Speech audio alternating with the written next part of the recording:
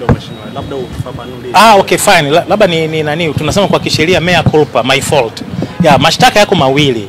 Kula njama ya uhaini na uhaini. Unajua sisi wanasheria mtu akishashtakiwa kwa kosa kubwa, hili la kula njama ni kama linamezwa na ile kosa kubwa. Na mlipo mahakamani mmesikia tumetoa hoja kwamba kisheria ni makosa kumshtaki mtu na kula njama alafu na shtaka lenyewe mama. Na tumetoa pale kwa mpaka mahakama rufaa wameshasema uwezi kisheria ni makosa kupoteza tu muda na nguvu kumshtaki mtu kwa kula njama na shtaka lenyewe mama. Kwa Mheshimiwa Lyamuya kama nilivyosema, baada ya kutoa hoja hiyo wenzetu wameomba mpaka tarehe 11.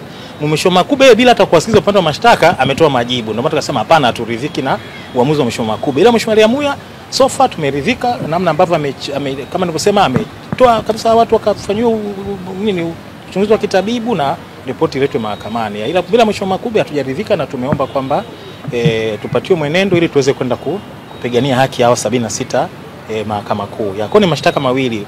Kula njama ya uhaini, kutenda uhaini pamoja na uhaini wenyewe. Kama nilivyosema huwa tunasahau ile shtaka la kula njama kwa sababu alinamezwa na shtaka mama na ndio hoja yetu mahakamani.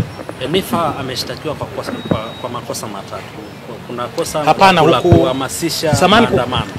Samani labda tuweke sawa. Sasa labda wewe tu ndio kuelewa.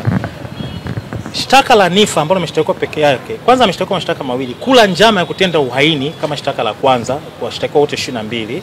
Halafu mshtakiwa wa pili mpaka wa 22 wameshtakiwa kosa la uhaini kwa sababu pamoja na mambo mengine waliharibu miundombinu mali ya serikali. Nifa peke yake ameshtakiwa kwa kutenda uhaini kwa sababu kwa mjibu wa hati ya mashtaka aliwahamasisha watu wanunue barakoa, sijui niseme kama neno sahihi, wanunue barakoa ili kujilinda na mabomu ya machozi.